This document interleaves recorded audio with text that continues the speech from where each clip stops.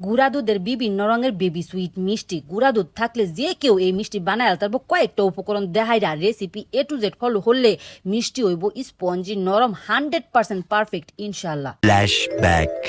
আসসালামু আলাইকুম প্রিয় ভাই বোনেরা, আশা করি আল্লাহর রহমতে ব্যক্তি বালা আছেন, আমরাও বালা আছি আলহামদুলিল্লাহ।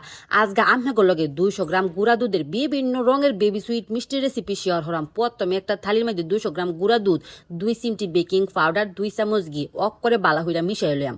বেকিং পাউডার বেশি দেওয়ার দরকার নাই, বেশি দিলে কিন্তু মিষ্টি ফাইডা যাবো গা। 100 গ্রাম গুঁড়া দুধ দেখা যদি বানান তে 1 চিমটি, 200 গ্রাম গুঁড়া দুধের লগে 2 চিমটি ওখানে 2টা ডিম একটা বাড়ির মধ্যে সুন্দর হইরা বাইঙ্গা লইলাম।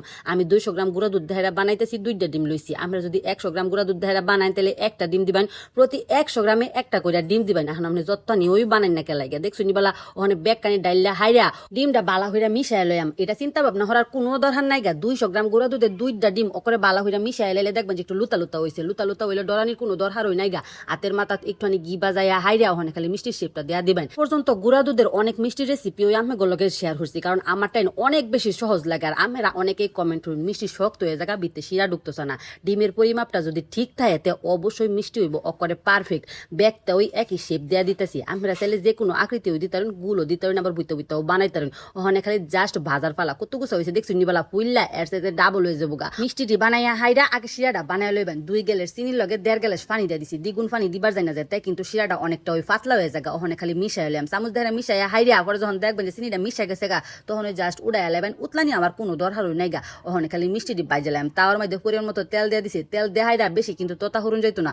যখন দেখবেন যে আঙ্গুল ডুবাইয়া হাইরা আঙ্গুলের মধ্যে ততাটা সইতাছে, হ্যাঁ বালা মিষ্টি দিয়ে দিয়া দিবেন। দেখছুন বালা মিষ্টির মধ্যে কিন্তু ওখানে কোনো বুদবুদানি আইছে না। মিষ্টি ব্যাগটা দেয়া হারলে পরে দেখবেন যে আস্তে আস্তে বুদবুদানি আইতাছে। প্রথমে চামচ দেহে লড়াচড়া হরুন যাইতো না, একটু জাকাই দিবেন তে ওই ওইব দেখবেন যে উপরে কি সুন্দর বা বাইশটা পড়ছে। ওখানে জাস্ট খালি উড়াইয়া ফালাইয়া বাইর জ্বালাইবেন। আমরা যেরুম কালার পছন্দ হরুন সেরুম থাকতে ওই উড়াই লাইবেন। যখন দেখবেন যে ক্রিম ক্রিম একটা কালার আয় পড়ছে হেসুম বালা উড়াইবেন। আবার একটু লালচে লালচে হয়ে গেছে হেসুম বালা উড়াইবেন। আবার কাইল্লা কাইল্লা যদি বাজবার চান তাহলে কাইল্লা কাইল্লা হইরা বাইজা উড়াইবেন। দেখবেন যে এক একটা এক এক রঙের হয়ে গেছে গা। মিষ্টি বাজার সময় অবশ্যই খেয়াল রাখুন যে মিষ্টি যখন তেলও দিবান হেসুম বালা জানি তেল না ততা থাকে কুসুম গরম থাকে। আর বাজার সময় অকরে এক ওই আসের মধ্যে বাজবেন বালা হইরা সুন্দর হইরা বাজিয়া হাইরা পরে খালি চিনি শিরার মধ্যে ডুবাই থয়ে দিবেন। আমি এক রাত ফুল এই চিনি শিরার মধ্যে ডুবাই থয়ে দিছিলাম। এরপরে খালি জাস্ট পরিবেশন। লুক এট দিস মিষ্টি দেখছুনি বলা কত সুন্দর হয়েছে আর কত গুছা মিষ্টি হয়েছে। আমি তো আর মাপছি না, তবু আমার টাইম মনে হয়েছে 1 কেজির বেশি হইব। শিরা সহ পরিমাপ দিলে তো আর বেশি হইব নাকি কইন আমরা অনে আমি করে কাইডা দেখায় কতটুকু পারফেক্ট হয়েছে। এই দেখছুনি বলা মিষ্টি শিরা ঢুকছে ওকরে পারফেক্ট বা বৃত্ত কতটা স্পঞ্জি স্পঞ্জি হয়েছে। এই পর্যন্ত আমি করে গুঁড়া দুধের অনেক মিষ্টি রেসিপি শেয়ার করছি, ব্যাগটা ওই হয়েছে হলো পারফেক্ট। তবে আমি মধ্যে অনেকেই কমেন্ট করে মিষ্টি শক্ত হয়ে জায়গা ফাইডা জায়গা। গুঁড়া দুধের প্যাকেটের উর্ফে দুধের গ্রামের পরিমাপটা দেওয়া থাকে, সেটা দেখে হাইরা সব কিছু সুন্দর বা দিবাইন আর বালা হইরাম বাজবাইন তে ওই দেখবেন যে মিষ্টি অকরে পারফেক্ট হয়েছে। একবার যদি পরিমাপটা আর বাজারটা হিক্কা যায় মিষ্টি আমরা বাইতুই বানায় খাবেন ইনশাল্লাহ। আর গুঁড়া দুধের মিষ্টি কিন্তু সবসময় পারফেক্ট। অবশ্যই এটা হলে দেখুন। আল্লাহ হাফেজ।